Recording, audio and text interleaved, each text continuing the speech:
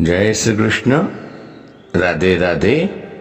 राधे सत्संग में सत्संग का रसपान करते सभी आत्मीजनों, श्री वल्लभ की प्रेरणा से प्रेरित होकर राधे सत्संग में आज हम पुष्टि परंपरा में दंडवत चरण स्पर्श का विशेष महात्म्य है, क्या महत्व है उसके बारे में देखें। लेकिन इससे पूर्व अगर आपने राधे सत्संग चैनल को सब्सक्राइब न किया हो तो सब्सक्राइब कर लेना, जिससे आपको हर सत्संग की जानकारी मिल सके। तो प्रियजनों, पुष्टि परंपरा में दंडवत का चरण स्पर्श का विशेष महात्म्य है। पुष्टि मार्ग में ये क्रिया हमारे भाव और व्यवहार को प्रकट करती है। और बड़ी महत्व की बात है कि सबसे प्रथम तो चरण स्पर्श एवं दंडवत करने से हमारी भक्ति और दीनता में वृद्धि होती है, जो कि पुष्टि मार्ग में बहुत जरूरी है।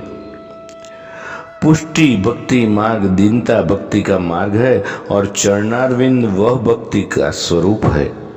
और उनका स्पर्श करके नेत्र, हृदय और मस्तक पर लगाने से तीनों पवित्र हो जाते हैं। अब समझना यह है कि चरण स्पर्श कैसे किया जाए, उसका सही प्रकार क्या है। जैसे तैसे बैठ के चरण स्पर्श या दंडवत नहीं किया जाता, क्योंकि पुष्टि परंपरा में हर एक क्रिया के पीछे भाव है। तो कैसे किया जाए? तो सबसे पहले चरण स्पर्श के पूर्व अपने हाथ स्वच्छ कर दीजिए, यानी कि खासा कर दीजिए। और फिर जिनके हम चरण स्पर्श करने हो, वो प्रभु हो या गुरु हो, तो आज्ञा लेनी चाहिए।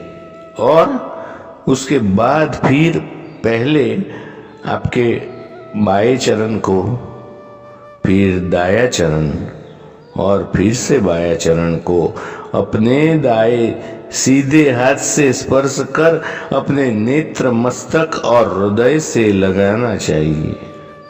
बाया चरण वो पुष्टि का स्वरूप है और दाया चरण वह मर्यादा का प्रतीक है।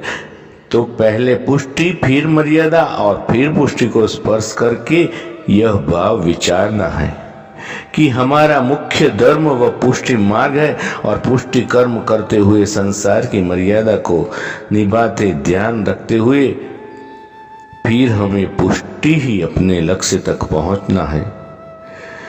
क्योंकि श्री आचार्य चरण ने संसार को छोड़ने की बात नहीं करी, उसे जोड़ने की बात करी है। और जो संसार भगवत सन्मुख नहीं है, तो उसकी मर्यादा को निभाते हुए जब तक वह हमारे धर्म में प्रतिबंधक ना हो जाए, तब उसकी मर्यादा को निभाते हुए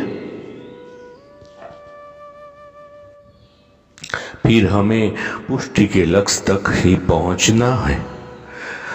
हमारा अंतिम ध्येय पुष्टि है और वहीं तक हमें पहुंचना है। तो हमारे धर्म में प्रतिबंधक न हो, तब तक उसकी मर्यादा को निभाते हुए पुष्टि मार्ग में आगे बढ़ना है। तो इसलिए पुष्टि वह बाया चरण और मर्यादा वह दाया चरण।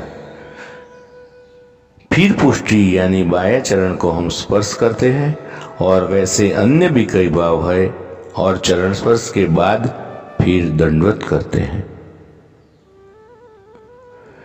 तो जो संसार भगवत सन्मुख नहीं है, उसकी मर्यादा को निभाते हुए जब तक हम हमारे धर्म में प्रतिबंधक न हो, तब तक उसकी मर्यादा को निभाते हुए इस तरह पुष्टि मार्ग में आगे बढ़े। दंडवत में पुरुष वर्ग जो हो सके तो साष्टांग और महिलाओं को पंचांग दंडवत करना चाहिए। वैसे तो सभी पंचांग दंडवत भी कर सकते हैं। पंचांग में अपने दोनों हाथों को आगे रखकर सिर को जमीन पर लगाते समय अपने बाएं घुटने को नीचे स्पर्श कर कर दाएं घुटने को थोड़ा ऊपर रखना चाहिए। जो प्रतीक है बाया मतलब पुष्टि, क्योंकि पुष्टि जीव प्रभु के श्री अंग की ही सृष्टि है।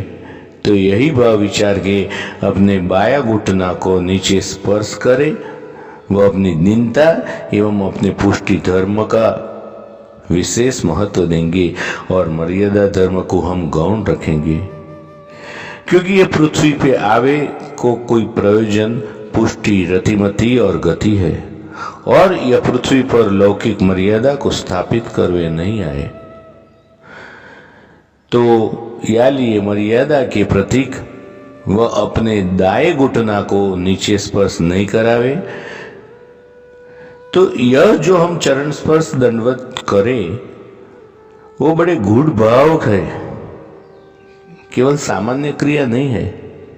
यह अलौकिक क्रिया करने के लिए अपने स्वास्थ्य पर भी सुखद असर होती है, क्योंकि योग की दृष्टि से भी पंचांग दंडवत शरीर के कोई रोग भी नष्ट होते हैं, और स्टमक और चेस्ट को वैष्णव जब भी चरण स्पर्श दंडवत करे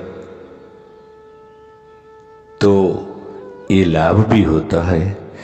और इस तरह अलौकिक भाव के विचार के साथ चरण स्पर्श करना चाहिए।